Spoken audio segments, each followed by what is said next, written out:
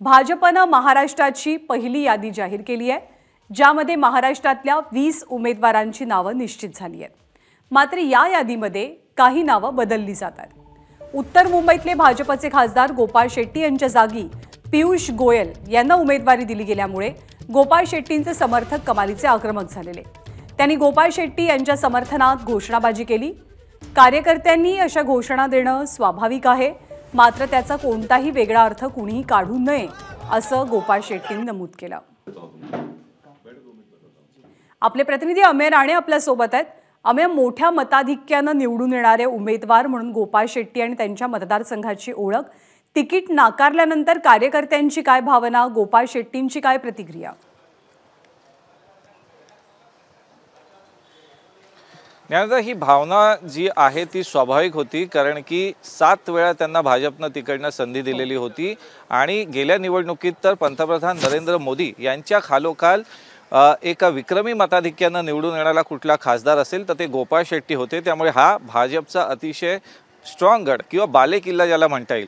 परंतु वाढतं वय पाहता हा बदल अपेक्षित होता, त्यामुळे त्या जागी आता केंद्रीय मंत्री पियुष गोयल यांना संधी दिलेली आहे आणि एक सेफ सीट मानली जाते। हा एक बदल अपेक्षित होता। तर दुसरा जो बदल झालेला आहे, मनोज कोटक यांच्या जागी मिहिर कोटेचा यांना जी संधी दिलेली आहे तो सुद्धा बदल अपेक्षित होता, परंतु दोन्ही बदलांची कारणं ही वेगवेगळी आहेत। एक तर गोपाळ शेट्टी यांचं वाढतं वय आणि त्यांना जी एक प्रदीर्घ कालावधी दिलेला आहे, त्यामुळे तिथं एक नवा चेहरा देण्याची आवश्यकता होती भाजपला।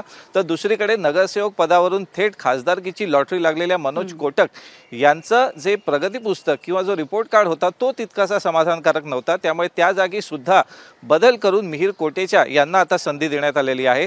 तिसरा एक बदल अपेक्षित आहे, परंतु तो या 72 जणांच्या यादीत आणि महाराष्ट्रातली जी 20 नावं घोषित झाली त्यात नाहीये, तो म्हणजे पूनम महाजन यांचा। पूनम महाजन यांची सुद्धा दावेदारी अनिश्चित मानली जाते। जर ती निश्चित असती तर कदाचित या यादीत त्यांचाही समावेश असता, परंतु ते नाव नसल्यानं अजून त्या जागी सुद्धा चर्चा चालू आहे हे स्पष्ट आहे। तर दुसरीकडे प्रीतम मुंडे यांच्या जागी पंकजा मुंडे यांना संधी देत मुंडे कुटुंबियांना कुठेतरी सामावून घेण्याचा भाजपने प्रयत्न केलाय।